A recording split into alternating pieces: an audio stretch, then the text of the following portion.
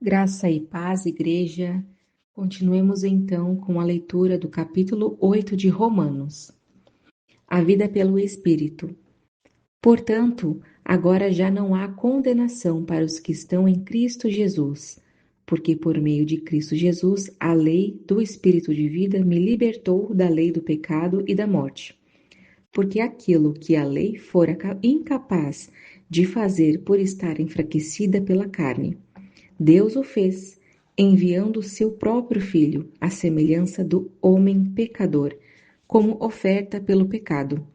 E assim condenou o pecado na carne, a fim de que as justas exigências da lei fossem plenamente satisfeitas em nós, que não vivemos segundo a carne, mas segundo o Espírito. Quem vive segundo a carne tem a mente voltada para o que a carne deseja, mas quem vive de acordo com o Espírito tem a mente voltada para o que o Espírito deseja. A mentalidade da carne é morte, mas a mentalidade do Espírito é vida e paz. A mentalidade da carne é inimiga de Deus, porque não se submete à lei de Deus, nem pode fazê-lo. Quem é dominado pela carne não pode agradar a Deus. Entretanto, vocês não estão sob o domínio da carne, mas do Espírito, se de fato o Espírito de Deus habita em vocês.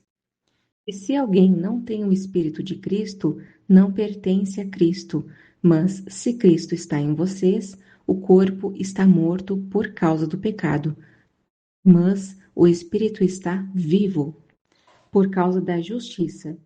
E se o Espírito daquele que ressuscitou Jesus dentre os mortos habita em vocês, aquele que ressuscitou a Cristo dentre os mortos também dará vida a seus corpos mortais, por meio do Espírito que habita em vocês. Portanto, irmãos, estamos em dívida, não para com a carne, para vivermos sujeitos a ela, pois se vocês viverem de acordo com a carne, morrerão. Se pelo Espírito fizerem morrer os atos do corpo, viverão, porque todos os que são guiados pelo Espírito de Deus são filhos de Deus. Pois vocês não receberam o Espírito que os escravize para novamente temerem, mas o receberam, o Espírito que os torna filhos por adoção, por meio do qual clamamos, Abba, Pai. O próprio Espírito testemunha ao nosso espírito que somos filhos de Deus.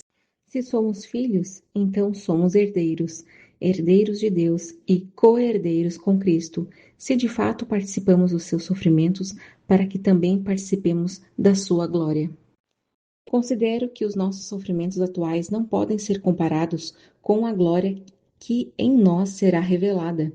A natureza criada aguarda, com grande expectativa, que os filhos de Deus sejam revelados, pois ela foi submetida à inutilidade, não pela própria escolha, mas por causa da vontade daquele que a sujeitou, na esperança de que a própria natureza criada será libertada da escravidão, da decadência em que se encontra, recebendo a gloriosa liberdade dos filhos de Deus.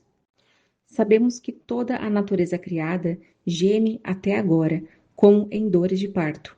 E não é só isso, mas nós mesmos, que temos os primeiros frutos do Espírito, gememos interiormente, esperando ansiosamente nossa adoção como filhos, a redenção do nosso corpo.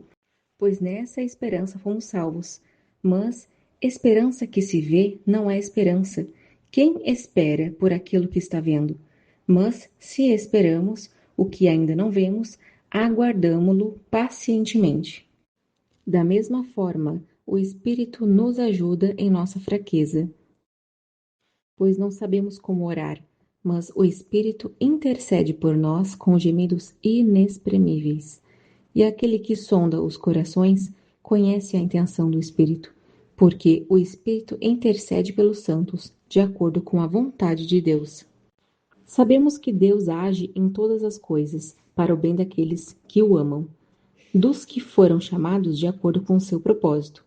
Pois aqueles que de antemão conheceu, também os predestinou para serem conformes à imagem e semelhança do seu Filho, a fim de que ele seja o primogênito entre muitos irmãos. E aos que predestinou, também chamou. Aos que chamou, também justificou. Aos que justificou, também glorificou. Que diremos, pois, diante dessas coisas? Se Deus é por nós, quem será contra nós?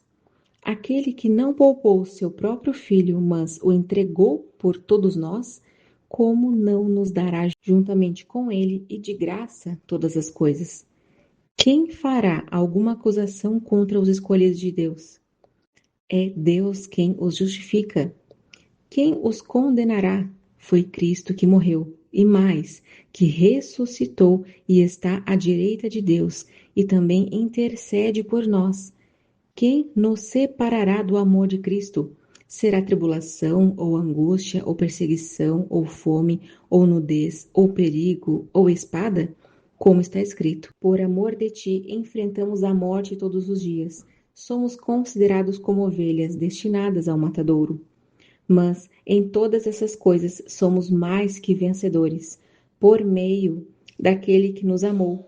Pois estou convencido de que nem a morte, nem a vida, nem os anjos, nem os demônios, nem o presente e nem o futuro, nem quaisquer poderes, nem altura, nem profundidade, nem qualquer outra coisa na criação será capaz de nos separar do amor de Deus que está em Cristo Jesus, nosso Senhor. Glória a Deus, louvado seja o nome do nosso Senhor amado. Maranata, ora vem, glória a Deus.